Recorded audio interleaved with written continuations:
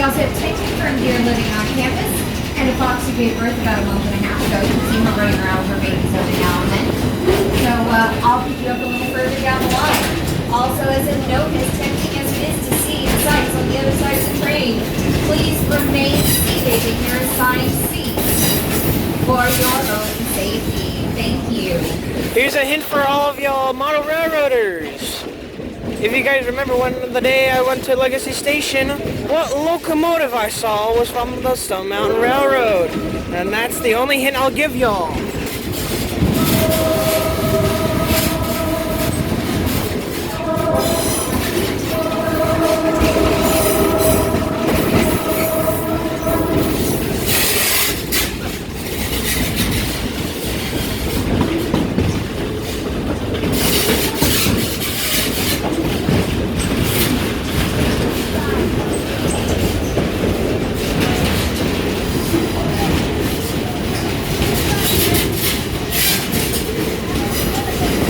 Years old this railroad is.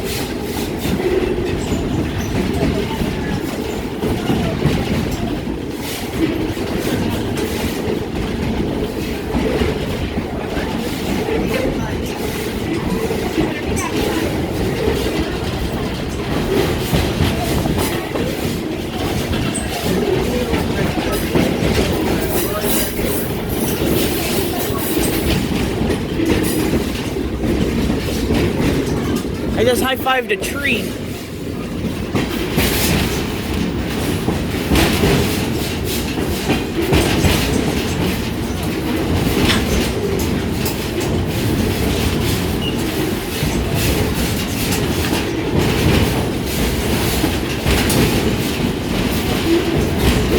This is what real trains sound. Best pictures this trip around. That's alright, you've got plenty more opportunities. Now the reason I have decided to catch your attention now is so we can start kind of trying to keep between the trees and the gaps. Now the Creek and Cherokee natives were the first to make use of this land. It was a meeting site, the sacred ground. And they used to call it the Bald Mountain. As you kind of peek through the trees as they open up, you can see why. It's very difficult for trees and foliage to grow up there. As a matter of fact, a few things that we do have are relatively new historically speaking. Old-time European visitors would have been greeted by a wall of fortifications the natives built around the summit. It did eventually succumb to time and gravity, but parts of the wall remained standing tall until 1920. Speaking of old-timey European visitors, the scenic beauty back here was so pristine.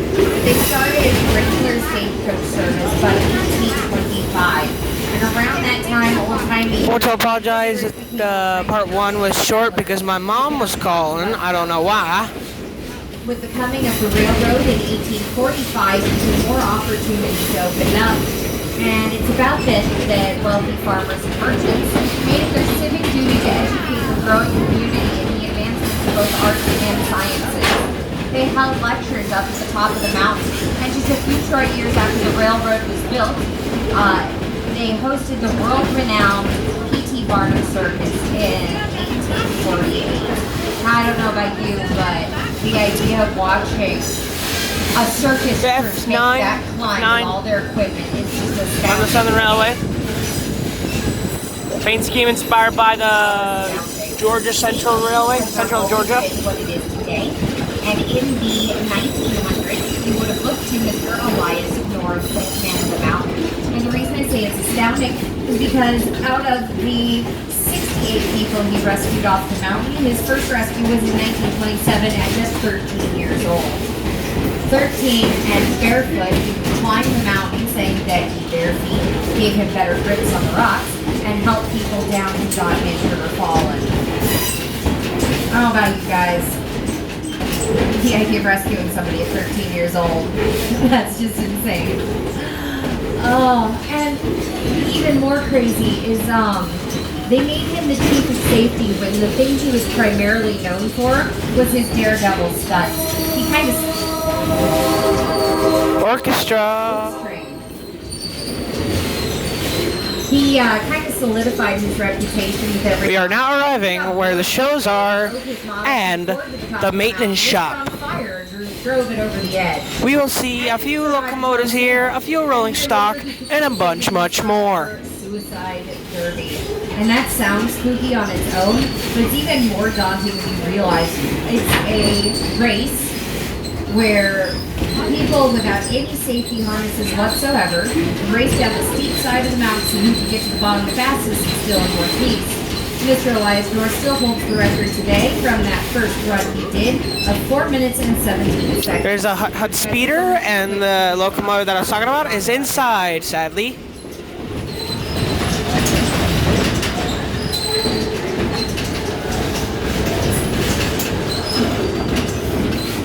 Now this is the old town of Pebble Ridge, or at least parts of it. It's where we host our shows most times of year when we have them. Unfortunately, our summer show is not running this time. But our most popular one, The Gift, in Christmas, or near Christmas, will be. So definitely come on back and check us out. Now, the stage stuff is over to the left. But on the right here is my absolute favorite building in the park. It's a big stone building with some bars in the windows. Kind of looks like a jail. It's because it kind of used to be a jail.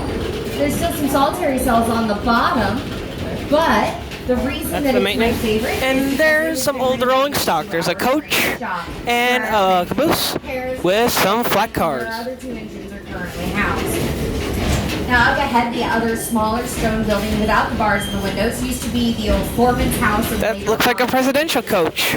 town hall. Originally, back in 2015, that coach was connected to the General too. Straight at 'em.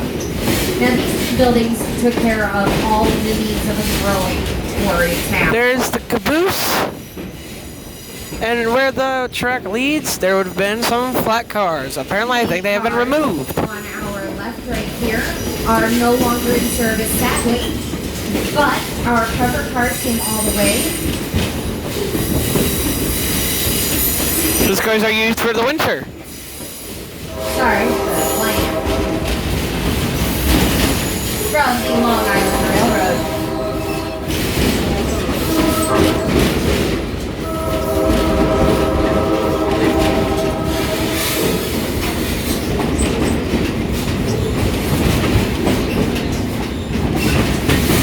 Alrighty. So, people have traveled all over the world to work in our quarry. Blacksmiths, dynamite specialists, rock cutters, you name it, since the 1800s. And while we're no longer an active quarry today, our granite can still be found as nearby as the Federal Reserve Bank here in Atlanta, as far away as the Capitol Building in Havana, Cuba, and even the Imperial Hotel in Tokyo, Japan, carries granite from right here at Stone Mountain. We are now arriving where the On the quarry exhibit here. quarry exhibit is in Stone Mountain, Georgia. But there you can see a listing of all the places that still store our granite. There is an exhibit showing how the old procedures would have gone down, all the technological advancements over the years. I smell barbecue. And there it is. Although my Barbecue in a absolute way. favorite part of it is the listing of flora and fauna and how they came to be here. Turns out a recovering quarry has a very unique ecosystem, and it has some plants that only And exist. that's the entrance to the exhibit. Sharing a parking lot with Atlas and Gristmill, you may have smelled the barbecues. Behind those barbecues, the rest of the Gristmill was the original inlet where it was starting to kind of break down from weather. It's protected here at Stone Mountain Park now. I'm gonna hush on through here because this is another known place for those deer to frolic around. There's deer. Keep your eyes peeled as you get further down the line.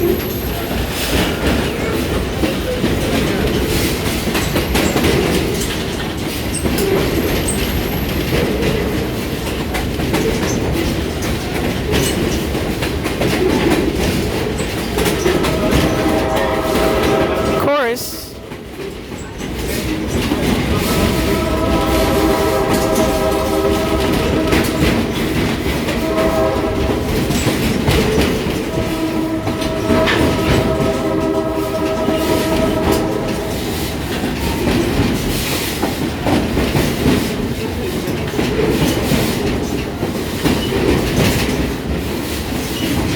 You maybe heard that? That's one of my friends on Discord notifying me on my phone.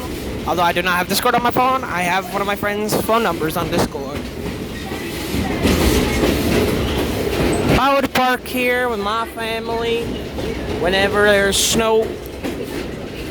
We are coming back to the beginning, ladies and gentlemen.